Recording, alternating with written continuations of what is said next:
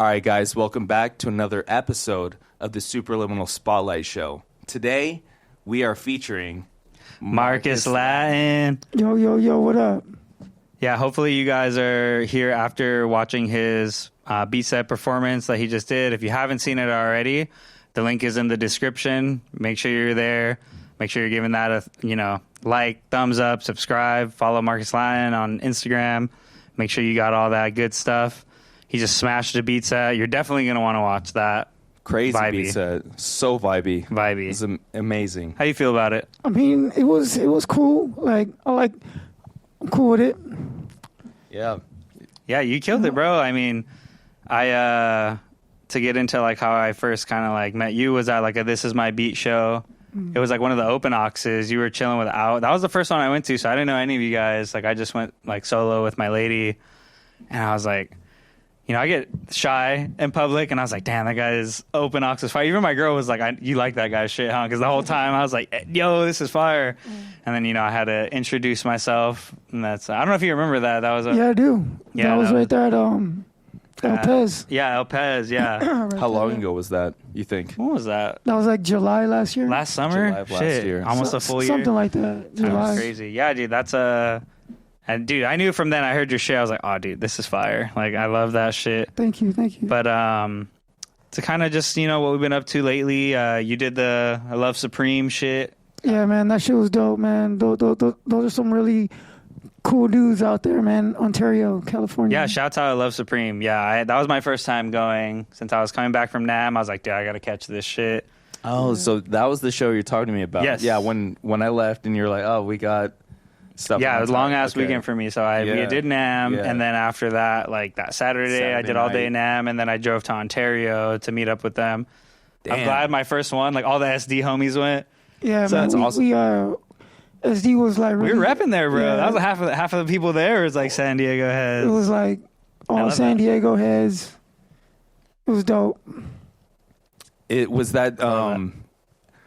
Is it with the with that show? Is it kind of primarily an SD based thing? Is that why there was a lot of people that went out to it, or do they travel like? No, it's all scattered. Like there's people from like, was it There's some fools from the East Coast out there. Yeah. There's too. some dude from I like Love Supreme. Okay. Yeah, they some dude reach from out. Jersey was there. Gotcha. Yeah, Some dude from Compton. Yeah, they reach out. They It got was like- people. I think it's easier though when you're in that area to kind of get people from LA. Like SD's only like an hour and 45 out. Okay. Like, so I think that works out. But Shit. Well, damn. yeah, but you smashed that shit too. That was Thank you, man. I'm glad Thank to you. see the SD homies represent out there. We had a good support for you. That was cool as fuck. That was dope. But yeah, man, I mean, to get stuff started, I mean, at Simplest, like, where did it all start for you? Like, in terms of beat making, like, we'll get to some maybe further back end stuff, but like, in terms of beat making, I know you're like an OG in the game. Like, where did it start for you in terms of like, I'm gonna start making beats? Shit, back in like 2003 senior year, I was like, what was it, after football season? I was like, all right, what am I gonna do? And then I was like, fuck it, I'm gonna just learn how to make beats. I mean, I was already like knee deep in hip hop, so I was like, it's only right, you know what I'm saying, just to like start getting into the whole like beat process and shit like that, You were into it already. You were in football during that time? Yeah. Oh He was shit. telling me in the car he went to Chula. That's crazy. Chula alumni right here. Oh shit! No way. Oh, 2003. Yeah. That was Chula your senior alumni. year. Oh shit! Yeah. Chula I was alumni. senior in 2010. What position did you we play? never. Played defensive back. Damn, you were a nice. DB? Yeah, dude, I was like, Getting the sacks? believe it or not, I was like 180 pounds. You were getting the sacks? I was like covering. Yeah, you were getting big and shit. yeah. I was all swollen You're shit. getting big. Fucking lifting weights and shit. Yeah, I thought you were about to say like corner or like Yeah, running back or something. I played corner, Yeah. defensive back, same Nice. thing. Yeah. That yeah. kinda- Oh yeah. No shit. Yeah. Yeah. That kind of reminds me of you a little bit, like having like the lacrosse shit, and then just being like, I want to make beats. Yeah, Like, I played. I just played like sports going from too. one I extreme played to football another. a little bit in high school, and I played lacrosse. And then I was like, nah, the music shit's where it's at. Like this shit's fun, but the music shit's where it's Oh, at. that's insane! Wow, what a But- start. So, like, when you're like, all right, I'm gonna get into doing the beat shit, like, what was the first piece of gear? Like, what did you start with? All right, well, so after I graduated, and what was it, a year later, '04, I got a SP303. Oh. And I just started using that. Yeah, dude, that was my first sampler. You were sampling just records and shit back then? Just sampling records, and actually I was sampling like I had like the CD player hooked up, I had the fucking tape deck hooked up, I had you had the everything vinyl, yeah, all mediums. You were ready to sample whatever you heard some fire shit on. Yeah. Nice. So, but on top of that, I guess to segue, like that's maybe how you started like your beat journey. But let's go back even further from that. Like, what's your like oldest music memory? Where like as a kid, maybe where music like really like mattered to you, right? Because you know when you're a kid, you kind of go through whatever your parents listen to. But when were you like, oh damn, like I love this? Probably like, well, cause see, my dad had a setup, and he had like all these records, he had all these CDs, and then there would be a time where like he would just like we'd turn off the TV and just straight play music. Oh, nice. So I was like probably like around like 2, 3-ish, I think. Oh shit, that's awesome. I was like hella young, and then like he had the shit blasting, and then I would just sit on the couch and I was just like in a zone. I was like, what the fuck, listening to like Temptations, listening to like freaking Marvin Gaye,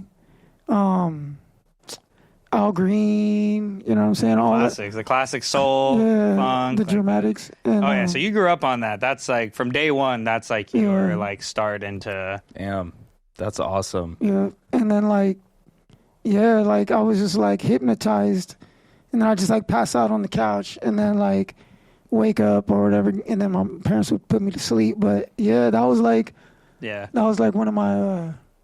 Like your pops, he put you on game early. That's a super he was already, memory, man. That's awesome too, because I feel like something so strong that you connect with, that you know that they're so into and show you at an early age, is like that's gonna build like a strong link in your brain that you're never gonna forget that. You know, that's a great. Little did they know they put you on the classics, and you're like about to be flipping these classics. You know, like just give me a couple years later. Yep. No, that's great though, dude. Like to hear kind of something like, you know, so family based, that's so like organic, like because that's not really a thing now. Like with the distractions and stuff, you know, like you don't really get to be like, let's turn off everything, like let's throw on a CD, let's turn on a record. iPads, turn off the turn off all that shit, because usually it's in the car where like a lot of people consume shit. Like back in the day, like your dad, like you said, he had a setup, like your living room had the setup. Like that's not really something that it exists, but not to the extent that it did when you were a child, right?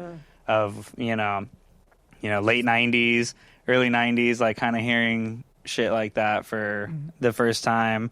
Was there like a specific maybe like group or song that like really resonated with you as a kid? I would have to say what song was it?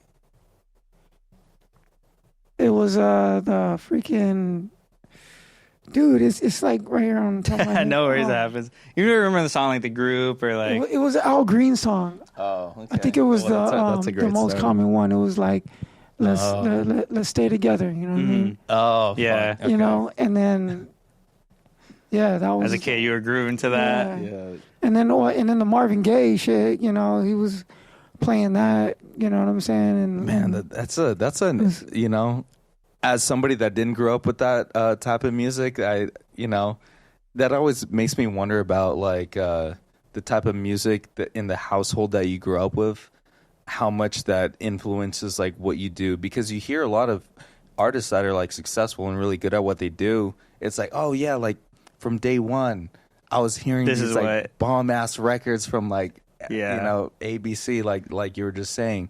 And that's got to place such a good foundation on, you know. That's what I'm saying, dude. You were destined to be like in the hip hop shit. Yeah, like growing up sure. listening to like, because like that foundation of you heard all that shit, and then when you were like a adolescent teenager, like you hear all these hip hop shit, and you're like, damn, they're flipping the records that my dad put me on. You know, you'd hear a sample and you're like, I think you more than us, you'd hear a sample and be like, oh shit, like I heard this when I was a kid. Yeah. Right? Like 100%. That's beautiful, dude. Yeah. I love that. I love that. Yeah. Oh man. Well, I had a couple questions or something that might get into like kind of more of like where you're getting into the core of what your music is. And it was so I was listening to both your projects. It was Young, Gifted, and Broke, I think came out first. Yeah. And then Life in Actuality was like kind of some of your newer work. Yeah. And then so I was looking at both of those, listening to them, and then I guess my question was like, did you make a specific like differentiation between the two projects, or has this kind of been like one stream of consciousness that you've been like, I've been doing this for years and I'm just evolving the sound, or did you make it like, I'm going to make things in this style for this one and I'm going to change it and make it different for where you're at now? Cuz I could hear like this this stream of just like, you know, like it's your style. Like you can hear you from 4 years ago to last year for a lot of this stuff that I was listening to, and it, you know, there's a difference, but you can tell there's a, you know, a slight difference in quality or like style.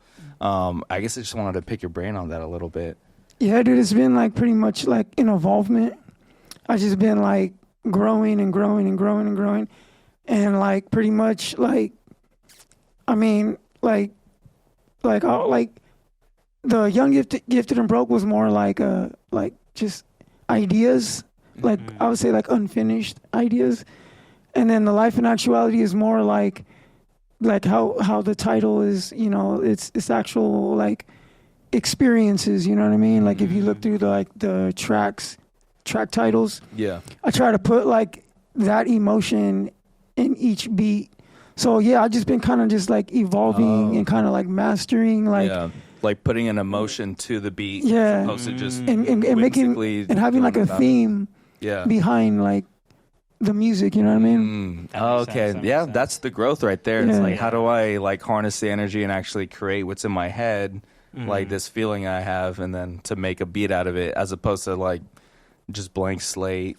Going in and making something raw, which both sounds really good, to be honest. And I was gonna say it's good to like do those projects where you get the ideas off, because like I feel the same. I'm sure you feel the same. Sometimes when you get those off, you like feel like a weight lifted off you. Even if it was just something that was like maybe just like ideas. Like once you get it off, you're like, oh, now I got it off. Like I can move forward. You know. Oh yeah. So that's dude. Yeah. And then really like good. and like this is always something that trips me out for people too. Like, when do you feel like the cutoff point is for like a project like that? Because I'm sure you have like other singles and like, and then we can get into later if we want, like, because you have a couple projects that are with like rappers where it's like, you know, it's like their project and you're featuring the beats. But like, I always wonder too myself. It's like, when do you make that cutoff point in a project? You know, it's like, do you it's like, when is the last song the last song? When, like, do you feel like there's a wrap up point, or you're just like, man, I've been doing this for a while, I need to get this shit out? Usually I'll just make like a shitload of beats, and then I'll just kind of like curate them. Yeah. And then I'll just like create like the vibe, and then usually I'll just go for like 15 beats. But usually like I'll feel it. Like I'll be like, all right, you know what, this is complete. I got like what I want. I got like the message that I want to put out there. Like, got the vibe right. So like, it's when I feel it, usually I go for like 14 to 15 beats. Yeah. And then I'll put it out. So like, it's more like feeling like. Yeah. That makes, you know what I mean? 100%. I feel that, man. Yeah, there's not necessarily like a formula to it. You know when it's, when it's. And that's like, I think a thing too is like where you are able like to put them out, because you're a gifted producer. So like, you know, you have like so many tracks to like scroll through, and then you're like, shit, which ones are the ones? And that's like sometimes like harder than making the beats, I feel like. Yeah. I mean, it's a little easier for me, like putting a beat tape together, because back in high school, me and the homies, we used to make mixes. You know what I'm saying? We used to like we'll make like a smooth jazz For like a CD or hip hop, something. you know, just to play like, you know, when we're chilling, drinking or something, you know. Oh, I feel So- that. I Dude, feel that was the thing. Yeah, You would burn CDs, you know what I mean? Yeah. You would bring the CDs to the car, like, hey. Yeah. Yeah. Now it's like playlists on Spotify. Yeah. Like It's- getting man. that shit, Yeah, downloading yeah. shit, like, you know, getting it on a CD to slap, like when you're Wow, kicking man, it. that's a good unlocked memory. I remember burning so many CDs and going into my friend's car and like, yo. You remember toss this you'd in buy there. like the empty, like, like The 80-minute freaking. remember they kept getting longer and longer? Yeah. Like a CD could like print on there? Yeah. Dude. Yeah, no, that's So like, yeah, that makes sense. yeah. So like the process of like creating a beat tape is not like hard for me, you know, because I got that experience, so I could like match the vibe up and create a whole like theme, cohesive theme. Yeah. A lot of respect for that because, like I was saying, for me, that's hard sometimes. And I think I didn't really have as much of that experience as that you have. That I'll be like, damn, dude, I don't know which, like, I know these beats go together, but like, where's the cutoff? And, you know, that's good that you have that experience to kind of, because I think a lot of people struggle with that, you know, why stuff doesn't get put out sometimes is trying to find that cohesiveness. But you have like a unique experience that, you know, not everyone has, you know. Yeah, you know what sonically fits together, what makes sense for a project. Yeah. That's a big thing. And I have to commend you too because your music is so like concise and you have a sound. It's like I feel like that makes it easier as opposed to like, for instance, like me and Kenji will you know, we bounce around with different genres a lot, and then so that kind of makes it like, you would think it would make it easier to like fit things in, but Way harder. yeah, Way harder. but like it just makes it like, oh well, this one kind of sounds like it could fit into the other genre, and it's like when you do a lot of like hybrid genreing and like you have something that's like pretty honed in, so like you know where things should sit. So that You got that I sound for respect, sure. Like, respect to that. Yeah. Yeah, I guess to segue back to like how you were saying it was the 303, right? That was kind of so of all the shit that you've worked with, what's like obviously now, if you know, you should have already seen this if you're watching this, that is on the NPC Live too. Watch it, but now.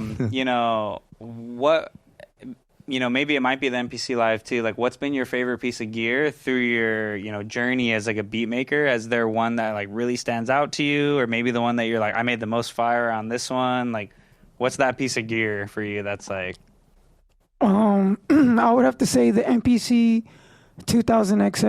2000 XL? That machine right there, like, man, like it's just the sound that comes out of that is just like it's man, it's just like it's hip hop, you know what I mean? And for me, It's and maybe a hip-hop. lot of the It's hip-hop. people that don't know, like, what year was this when you were using that? It was from, I'd say, from 2006 was when I copped one. Yeah. Oh, okay. How long did you use that for?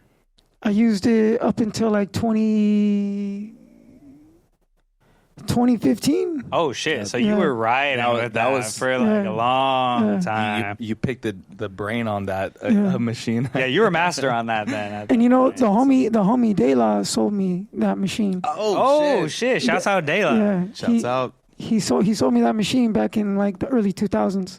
Damn, I didn't know you known him that long. Yeah, and it's funny because like we like barely like reunited at one of the shows at El Pez. Oh, this is my beat. Yeah. Damn, shouts out Alejandro bringing these people together. That's crazy. Because like That's crazy. It's insane. I saw him and I was like, dude, I know that dude from somewhere. And then like later on, like I had like followed him on Instagram, and then he was going through my through my pictures, and he goes, yo, did you buy that MPC off an Asian dude? And then and then I was like, yeah. He goes, yeah, that was me. I was like, dude, I knew like. That's crazy, It's dude. insane. SD, sometimes we like to Wow. think SD is a big place, bro. It's small. Yeah. Especially the South Bay, right? Yeah. Yeah, yeah. That's some South Bay I shit. guess you get into the community like that, you know, the hip hop Damn. scene, and it starts to get a lot smaller. When you I put it love that that, way. bro. I would have never thought that. Wow, crazy, what is- man. what a Damn. rapper. Full circle. Yeah, Yeah. That's But that was your staple for those years. Was there something particular? I know you mentioned the sound that, that's the hip hop sound. Was there anything like particular about maybe production wise that you liked about it, or like the workflow, or was it maybe just that's what you really got good on? Yeah, that's what I really got good on. That's when like my chops got like more on point. Yeah. My drums, just like my overall production. Yeah. It just getting it elevated muscle like, memory of everything to it. I have an interesting question on that too, because back then that was pre-sample pack era. Yep. Like what were you doing for drums at that time? Dude, I was like I was buying freaking records that I knew had drum breaks on them. Mm-hmm. So I would just like create my own drum kits. Yeah. And so I would just like compile all these drum breaks, and then just like EQ them, chop them up, and then just put them on like a little, I was using compact flash cards. Oh shit. Yeah. So yeah. Were you doing like one shots or like mostly drum breaks, or like maybe a blend? It was like a blend pretty much. But like, if you like, there was, what was it? Do you remember the MPC forums back in the day? I would say that's predated for me, only because I was mostly like in the box on like a laptop, so I don't have like a lot of. I would say probably both of us. Most of us were like laptop era, like getting into it, so we weren't so much like in the hardware. So, dude, enlighten us, because I want to hear about that. My experiences were like I was like in the box working on like fucking like Mix Lab and like these like like loop curating softwares. It's like not even close to. But enlighten us on like the MPC forums. Yeah, this is good for the people to know for sure.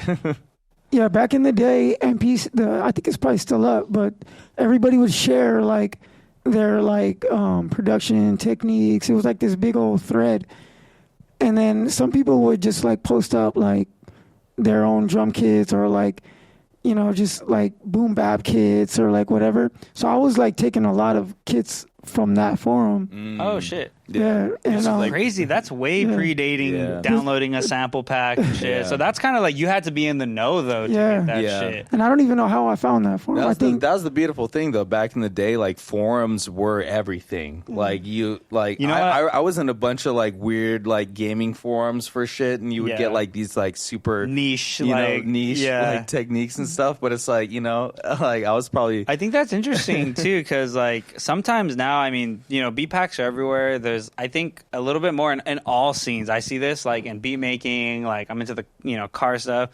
There's a little bit more gatekeeping now, but I think like earlier eras, like there was no gatekeeping. They're like, yo, download this shit for free. Yeah. Like, I'm gonna just give you the sauce. I think people wanted more, like, they're like, I need more people to know about this so I can talk about it. Yeah, no, that's fucking cool, dude, that you found like this little niche pocket of like, beats, like, I mean, loops or like, one shots of people talking about like how they get them and everything. It's like, because it was, awesome. It was new at that time, Yeah, because see, back then there was no YouTube. Yeah. Or at least like it didn't exist to be like, oh, let me just look up like YouTube MP3, download like a song or something. It was all like you had to like really like read up on shit. You know what I mean? Nah, dude, you went like through like a organic grind to like do that shit. It's easy now, bro. Like you can go on Splice and download a decap or like a Dilla drum kit or like anything. Where it's like back then, it's like you really had to like. You had to dig that shit out yourself, like you did. You said you were buying your own albums. You were taking those, drum loops and just extracting them for yourself. Which is, I feel like, a lot of people still do that, but it's like the ease of it now is like, if you're somebody getting into it, it's like, I mean, there's no knock on it. Almost everyone uses them to this day. Like, you go on Splice or anything, and It's accessible, which is not a bad thing. Yeah. It breeds more creativity, but I think we have to acknowledge the fact that like it wasn't always like that. It wasn't. We're blessed to be in an era like that now, where you could be like, "I'm gonna download the Ski Beats or Cookin' Soul." Like they got these drum packs, Yeah. But 100%. To kind of like wrap back around, what's been like kind of your process with the gear, like. I mean, maybe it's not always the same. Like, are you kind of like a drums first, then sample? Or are you chopping shit and then throwing drums after that? Like, what's kind of like your process when you sit down, no matter what gear you're on? Like, what's kind of like your process, or what are your thoughts that go into it? Before, like, from like, I would say from 2005 to like 2008, 9-ish, I was doing drums first. So I would have like, I would pick like my drums, and then I'll have my drums, and then like I'll like sequence the drums, or I'll make like a little drum sequence, and then I'll just like go then I'll take the sample, and then I'll just play it over Kind the of make it fit in those drums. But then I switched that, and then I started chopping it up first and finding like, you know, the whole like chop arrangement, and then I kind of approached it like a drummer. And then I just drummed along with, fit the pocket of like the sample, kind of. And then I just like realized like, oh shit, the beats come out better. Well, for me, you know, everyone's different. I could feel like you could, with the sample, it would allow you to find like a swing better. Because like if you're just laying down like a predetermined swing, it's like, you know, making the sample work with that, because like the sample usually has the unique like intonations of the voice, like weird little voice things, the weird little voice pockets, and then like to just like match the drum to that does sound like you would get more like bouncy rhythms. Kind of like how we talked about off camera, like on the drive over here, how sometimes like the sample is not always perfect. And when you start the drums first and the sample's not perfect, you might be like, oh shit, like this doesn't fit. Yeah. But if you kind of start with the sample, like you can fit the drums in there to kind of make it work. Yeah. But so nowadays, are you ever going back to like the drums first, or is it you're always you're chopping up the sample? Yeah, because like I feel like I do a lot more like I have like a lot more like when I chop it up, it's just like there's so many like different switch ups that I do, rather than just kind of like do my drums and then just kind of just have more freedom to like I could like play around with shit. I could just switch shit up. You know what I mean? Nice. It's not so repetitive. Yeah. Like, cause doing the chop first now is like I'll do like a 8 to like 12 bar like sequence of just like a straight chopping. Kind of long, just chopping it up. When like before, you're not doing just like a little 4-bar loop, like you're kind of like I'm just doing like a whole arrangement. And like doing the like chop first like got me like more like got my chops better to do like long like sequences like that. Incorporate that. Because like just like drumming, technique, you know, I was only doing like 2 to 4 bars. Yeah. With like doing the drums first, but then when I got more into like doing the chop arrangement, I started stretching it. So then, you know, it just sounds more unique. Probably you're not just stuck in the same. Yeah, you're not in that little 4-bar loop. Yeah. Damn. Yeah, that's by the end of it, you're gonna get this like cool like little, you know, satisfaction of the end of the 12 bar, and then you can loop that a couple times. Dude, I love that. That's great, man. That's good sauce for the producers out there. Yeah, if you're out here doing B block like me on a 4-bar loop, extend it out. Extend it out.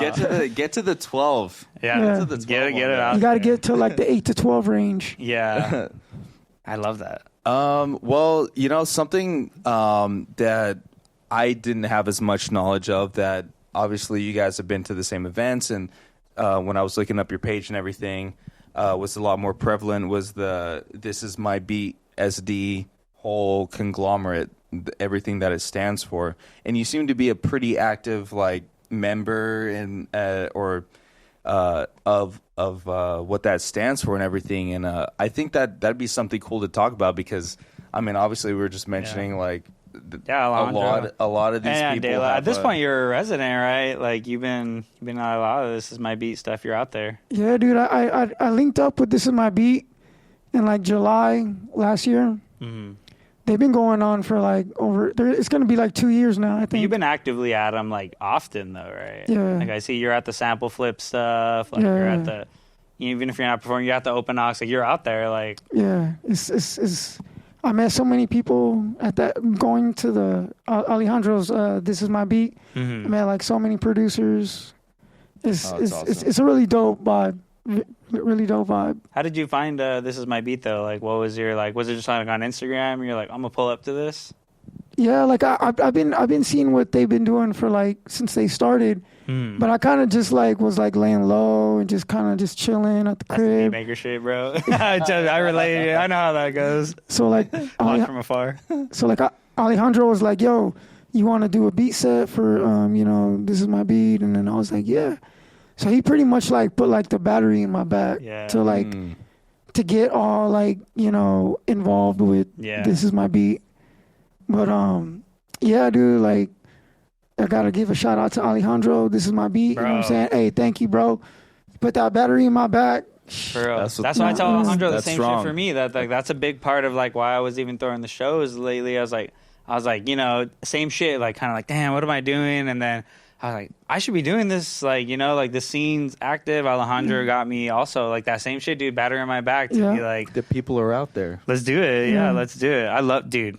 I love that, bro. Like, that's so solid. Like, and that's a strong thing, man. Because as like music producers, you are so easy to get stuck in your own little world in the box and just stay home and make music. And until you start to like reach a community of people where like outside of your comfort zone and like actually engage with the people that work with you. That's I feel like that also like elevates your music to another level, because now you're like, oh man, like there's so many good people out there. Like now I have to come prepared every time. I gotta have some shit to and that's like kind of like how we talked about, like not even necessarily like marketing, but like getting out there and like meeting people, like-minded people. Like that's kind of where I've had with Supraliminal of like meet like-minded people. Like you don't do that like in your room. Like social media helps, but like you eventually got to get out there and meet people. And like you went out there, I wouldn't know you if I didn't go, you know what, fuck it, like I got to go out there. Like like, and I think that really helps a lot. It's very strong of meeting people. Like I'm not the most social person either, so it's like sometimes you're like like I don't know anybody, like shit, like if you're 16, 17, 18, 19 and you think you're just going to make all your music on your computer and upload it and everyone's going to love you, you're in the 1% of success rate. You're in the 1% of success you got to tap in on your local 99% scene. of people actually have to go out and make you got to tap in with your local scene and like, you got to tap in, you got to shake hands, you gotta share ideas. Yeah, dude, like I said, like when I first seen you and I loved your shit, I was super nervous, and my girl's like, dude, stop, go say hi, like, go say you fuck with this shit, like, and I was like, all right, and that was when I said what's up to you and Ray out. That's a testament, man. I was there, I didn't know anybody, and I was like, I'm gonna just say what's up, like, but that's awesome. This Is My Beat, really bringing people together, you know? Fucking great. I love that, man. And not only in San Diego, like all over, like Ontario, San Pedro, like Alejandro brings like other beat communities from like LA. Yep. He's tapped in. Yeah, he's tapped in, man. I think I remember him mentioning that at the park at the show that he was tapped in. He's like, he's got like chats with I think the one that I met you at, that was the one where he had people from like Pacific Northwest. Oh yeah, doing the live Tortilla Couture. Yeah, like all that shit. Yeah, dude, they're from like I think PNW. Like that's wild. He's got people. There was one dude from London. Yeah, they were on tour. It's crazy. This Is My Beat that we met at. There were some dudes on tour, and that was like one of their stops. Yeah. Like that's not easy to put together, That's good management right there, man. Cool, that's very respectable. I wanted to ask. One of the things that struck me about you was I was going through your album art, and then I remember for the first one you had for The Young, Gifted, and Broke, you had this like pretty clean white background, triple colors, like clean simplicity vibe, and then towards like later you started to get into that like more like gritty, like kind of gritty, like old school. I don't know. Everything just had this like grit to it. Do you have like a dude that does your work, or is that all you? I do have a dude who does my artwork. His name is Orlando, aka Lando. You know what I'm saying? I need to tap in with him because I'm about to come out with another beat tape. So I'm gonna need some artwork. No, honestly, I was like, man, that gritty shit looks nice, man. Yeah. Like the simplicity is great too. I don't know if he did that same one also for you. Yeah, he did both of them. Do you kind of like tell him what you want, give him a reference, or you just let him like go on a whim? I pretty much just like I say, hear the album. And then just kind of like do your own thing, and then like show me what you got, and then like I love that. It's always dope. So you give them like a lot of creative freedom to do that. Yeah. I think that's cool though, because they'll listen to the beats and kind of be like, oh, well, how do I feel off of this? Yeah. And it's dope because like if you like really like look at the Life in Actuality cover, it's actually like the satellite view of Imperial Beach. Like, oh shit, you can see like the water and then like the pier, and it's like exposed on yourself. Yeah, it's like has that like double image thing. Yeah. That shit looks sick, dude. I love that style. Honestly, I feel like it works with your music. Hell yeah. I was a big fan of that, so I had a Orlando. I'm gonna get at you, bro. Yeah. Hey, are you check your inbox. No, I'm actually Chula Vista. It was Chula Vista, and then you ended up... I mean, you're in South Bay shit, though. You've been in the South Bay. Yeah. Chula Vista, Imperial Beach. What's the difference? Yeah, I was going to say, we're out there. We're out there. Nice. Yeah, man. Well, that's awesome. I gotta say, I'm a big fan of the style of that gritty art. Especially you were doing... the past couple artists that you had featured, because you had two different rappers that are, I think their albums were under their name, but it's like all your beats, right? How do you feel about like, does it, do you, or the process of that, I guess, like, do you prefer, are you into working with an artist like that, or do you just send them all the beats and like let them do whatever? Are you in house, like chopping it up together, like making the songs together? How do you go about the projects where you're working with somebody like besides yourself? I like to like meet the artist and like chill, talk about music and shit, and just like see and just pick their brain to see like what they're into, what they want to like, kind of like the style they want. And then once I have the idea, then I'll start like making the beats. But yeah, I used to send beats off to like to rappers, MCs, whatever, but I felt like it wasn't like the connection wasn't there. Yeah. And then sometimes that's really hard. and they don't use the beats a lot of the times. Yeah. Because there's no like chemistry, between like the ideas, you know what I'm saying, between the producer and the MC. That's a big thing, man. It's a way different if you it's easier if you have some rapport. Yeah, it's a little bit easier. You're in the room, or like you've talked already, and like you kind of catch the vibe of, we both like this person. Even if it's not worked on in that day, you kind of get a feeling. Yeah. I know what type of shit I'm gonna send you. When you're in the blind, you're like, I'm gonna send like 5 beats, and maybe they fuck with one of them, and you're like, shit, like, it's good to have that rapport. Yeah, because it definitely seemed like the people that you had working with you were, it was like very congruent, man. This dude was talking about his like life in the streets and like just like how he grew up, and his like brother was all crazy, so he had to be like in the life. But too. the beats match it. The beats match it. That shit was wild, bro. Like, and I think you can only get that if you have like a certain level of chemistry, together. So yeah, that shit hits hard. I like both styles, like just the free beat, and then you get some like vocals on it. I think they're both really nice, man. I like them. Yeah. Yeah. Let's see. You wanna go here before we? Yeah. We can hit it. We can hit up any of these. I mean, yeah, hit up the photo part. We can did all that. Yeah. At this point, man, I think. You want me to?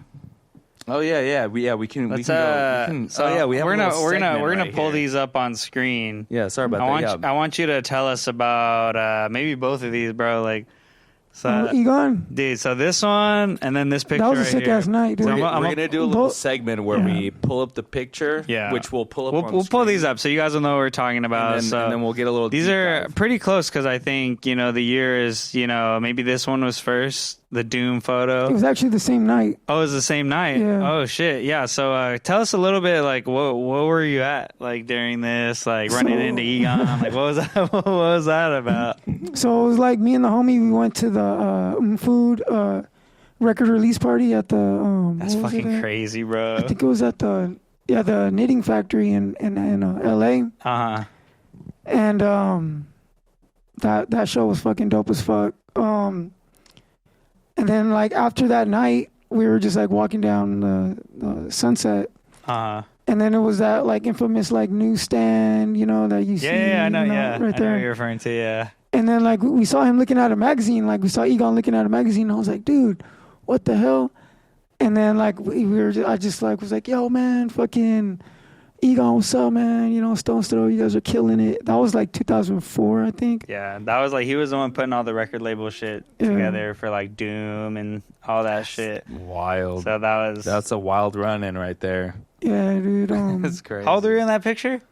I was like 19. Damn. Young Marcus. I was like fresh out of high school. Damn. Fucking, yeah. Were you just like, you know, pulled up on him and you're like, hey, what's up, man? Like, Yeah, he was like, he was hella chill.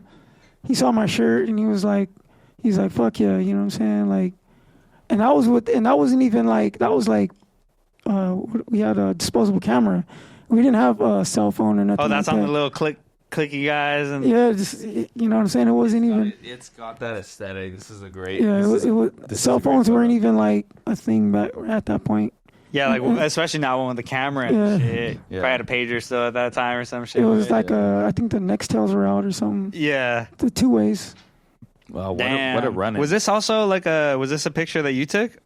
Yeah, the homie took that. I was right next to him. Damn, so you were close as fuck. Like, Yeah, you we were like right was that there. show packed? It was, dude. You pushed all the way to the front. But we had got there mad early, Oh yeah, you're dedicated. and then so we just like chilled there for the whole time. Damn. That's such a good photo too. I actually have that one like blown up on the Operation Doomsday.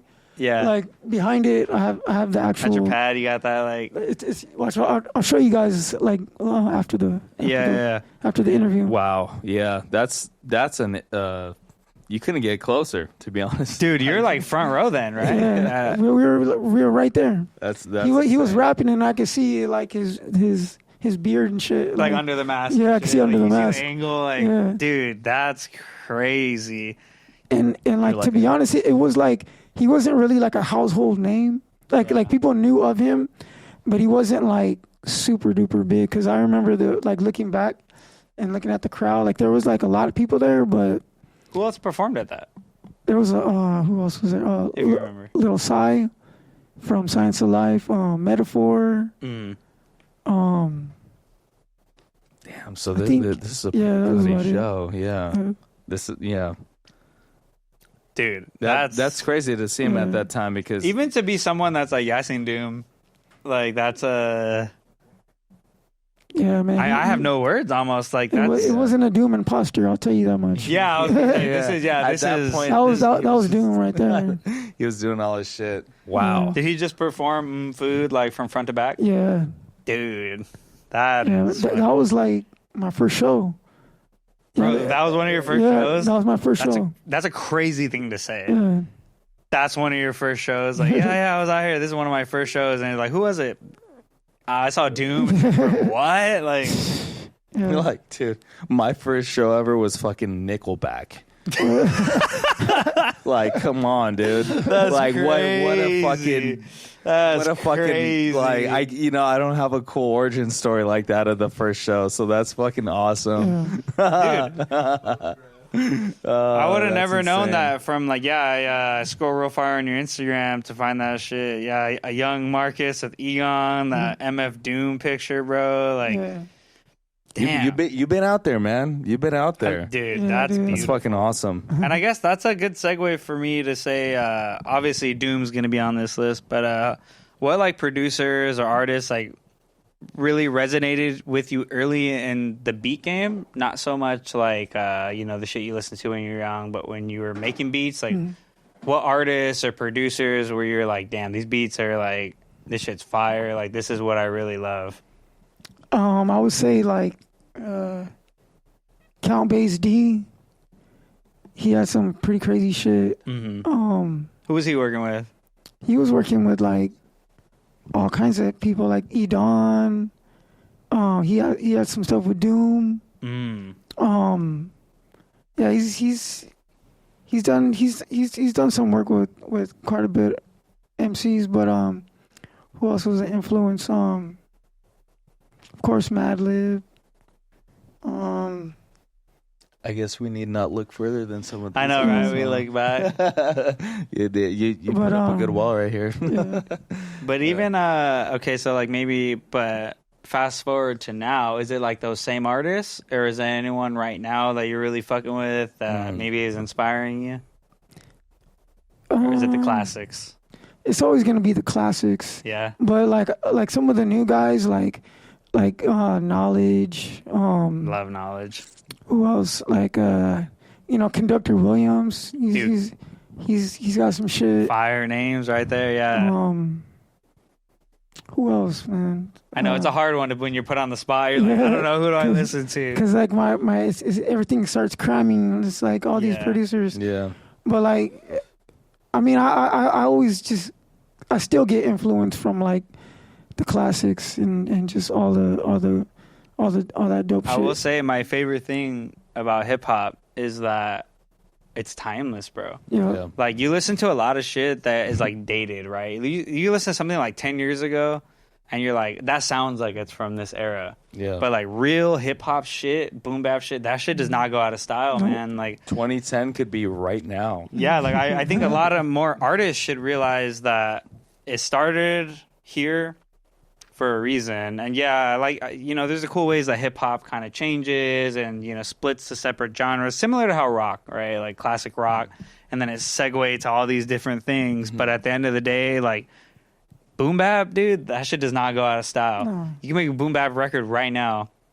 Shit's fire. Yeah. Some boom bap shit from the 90s, fire. 2000s, 2010s, 2020s. Yeah. That, It has a strong foundation that I think, and then the funny thing too is like even though we're getting like more into like like sounds being like more electronically produced and everything, I think even younger generations are like kind of realizing that and then like loving the aesthetic of like kind of like vintage because everyone's like kind of, or not everyone, but they even acknowledge too that like that sound just like that's why same with like fashion, like all the 80s, 90s retro stuff, is like in. It's like a cyclical thing, and that thing will never go away. It's like a timeless. Yeah. It's a timeless art that like will withstand the test of time, in my opinion. So that segues kind of.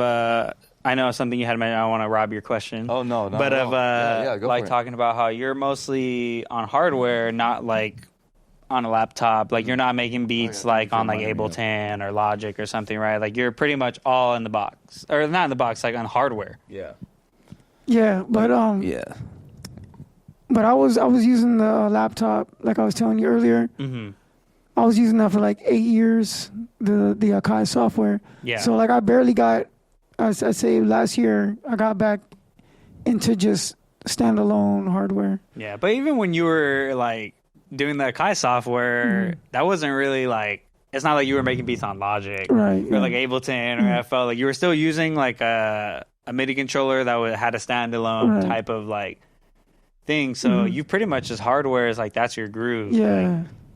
Like, you ever get into the whole like deep dive of like, I'm gonna throw this like saturator on this kick to like add grit, or is it all just kind of like the native sound of the drums, like, because I guess for you and me, like, we get like super deep into the production side of it, and then everything I pretty much always worked in the box like my whole life. That's what I was telling you in the car, that like we're like from the generation that we weren't on like hardware Like we started making beats on laptops. Yeah. So it's like we have like I was telling you, we have more.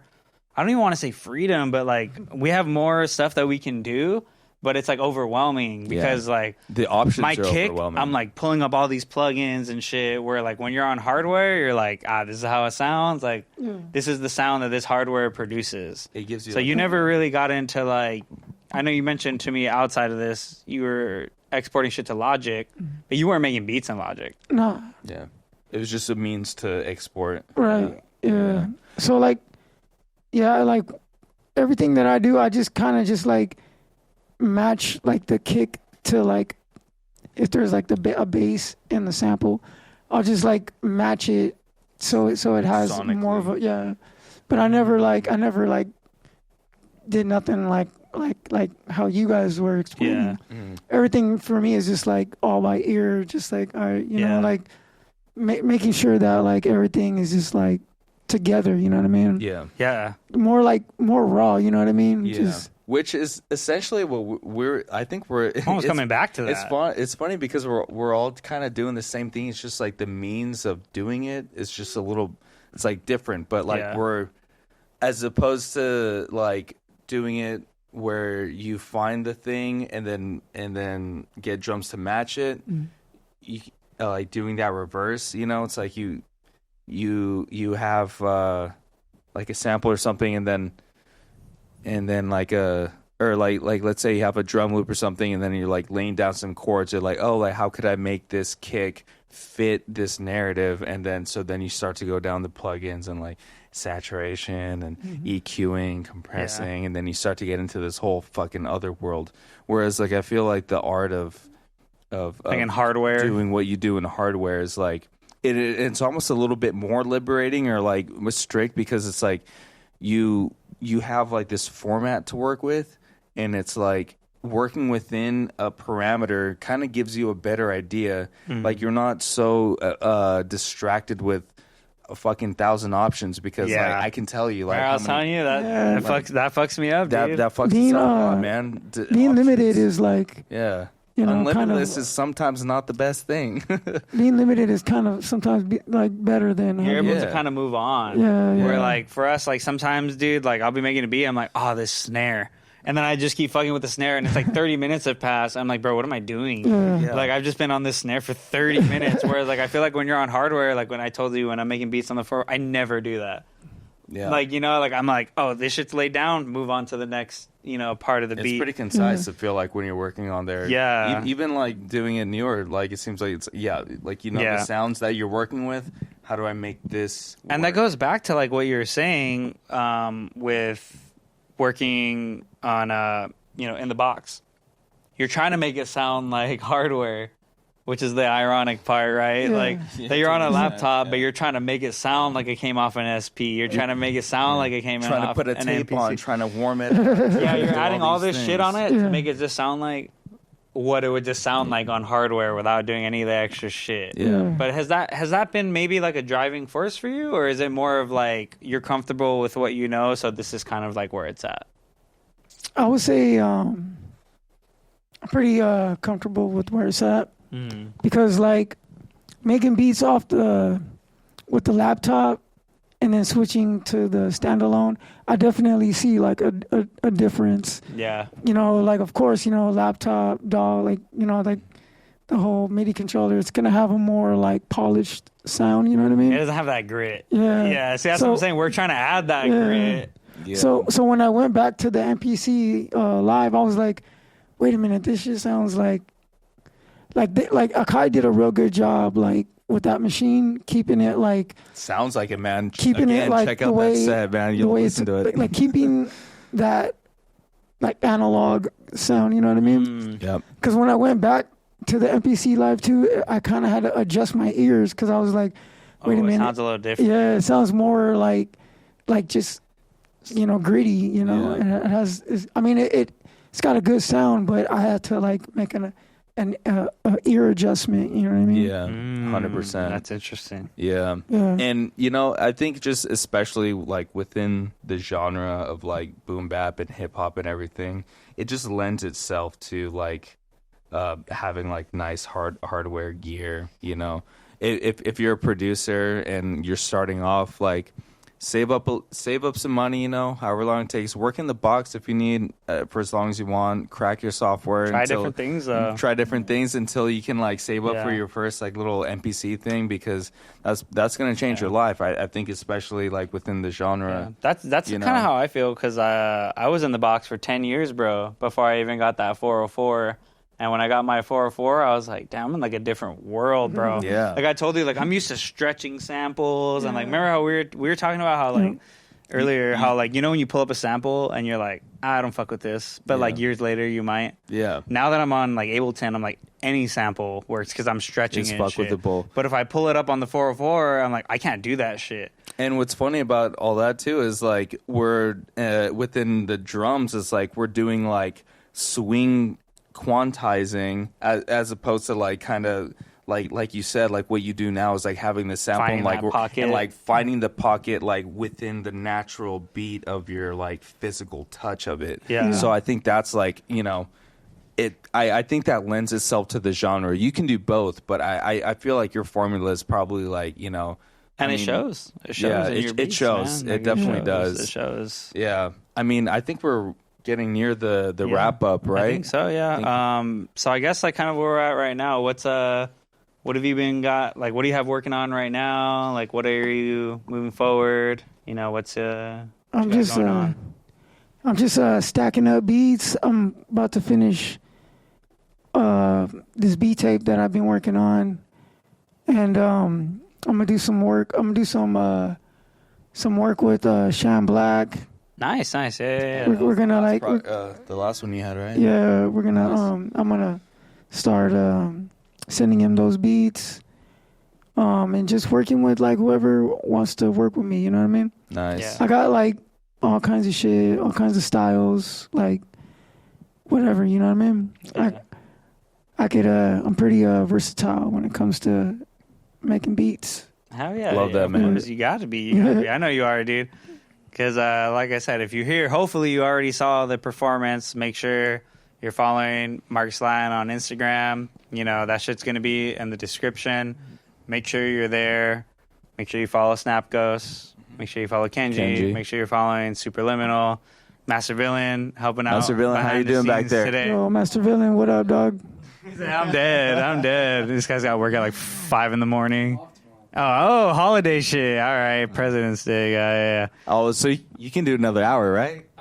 Yeah, right. It's like, yeah, but it was great, Marques. Yep. Of course, good like, shit, brother.